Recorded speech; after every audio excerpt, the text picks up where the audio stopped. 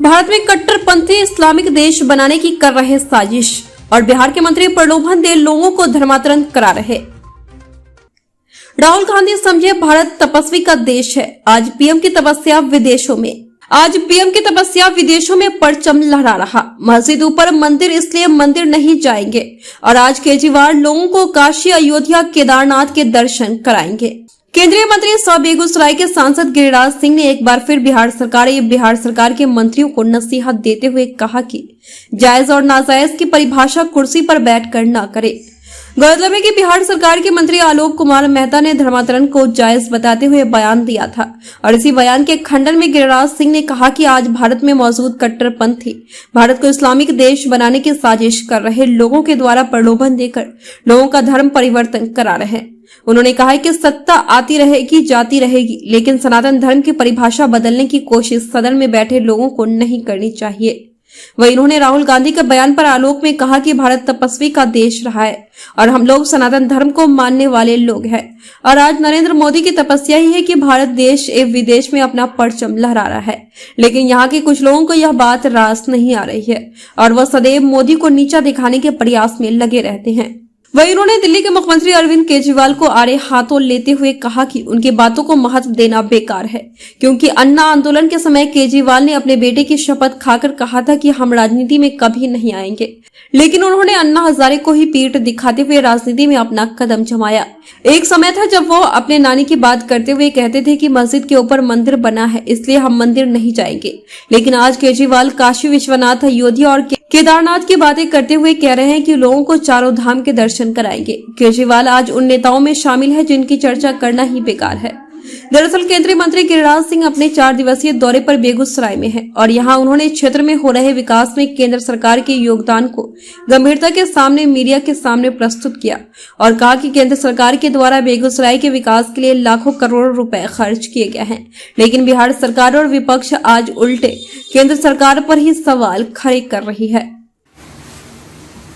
और इनका 349 करोड़ रुपया बकाया है। ये बकाया नहीं है। ये जब भेजते हैं मटेरियल का तो उसके फिनेंशियल पैरामीटर है, उस पैरामीटर की जांच के बाद ही पेमेंट होती है। बिहार सरकार के मंत्री को कहना चाहता हूं, जायज नाजायज की परिभाषा अगर जिला में कलेक्टर को दे दें और उनके द्वारा हो तो मुझे समझ में आए, लेकिन प्रलोभन दे करके बिहार में धर्म परिवर्तन का जोर चल रहा है, चाहे ईसाई धर्म हो। और मैं तो चुनौती के साथ कहता हूं कि कोई जिला है जो इससे वंचित नहीं है। इसलिए मंत्री होकर के ऐसे शब्दों का प्रयोग ना करें। धर्म परिवर्तन के लिए कानून होनी चाहिए और ये बहुसंख्यक हिंदुओं पर प्रहार है। एक तरफ से कट्टरवादी मुसलमानों का प्रहार हो रहा है, जो गजवाए हिंद लाना चाहते हैं, जो लव जिहाद के समर्थक हैं, जो भारत को इस्लामिक स्टेट बनाना चाहते हैं, उनसे परहेज है, उनका विरोध है। इसलिए मैं माननीय मंत्री जी से कहूंगा कि मंत्री जी, सत्ता आएगी जाएगी, लेकिन भारत और बिहार में जब तक बहुसंख्यकों की आबादी है तभी तक सामाजिक समरसता भी है और लोकतंत्र भी मजबूत है, नहीं तो कमजोर हो जाएगा। जिनको केवल वोट देखना है वो वोट देखें। हमें तो भारत के तमाम लोगों के साथ वही व्यवहार करना है जो बहुसंख्यक के साथ, वही अल्पसंख्यक के साथ।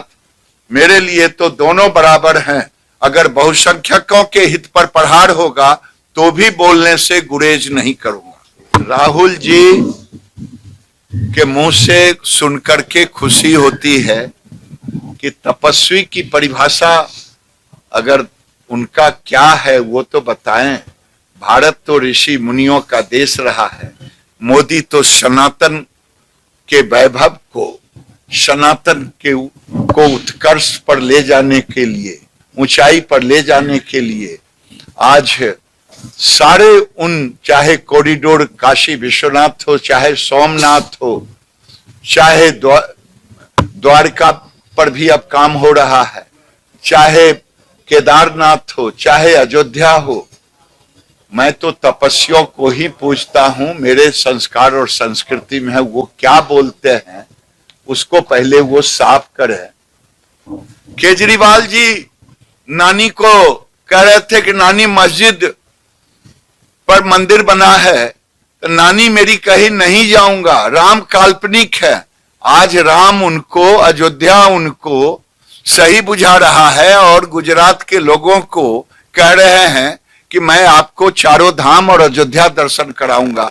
इसलिए केजरीवाल जी तो आज उन राजनेताओं में से आ गए हैं जिनकी चर्चा करना भी बेकार है।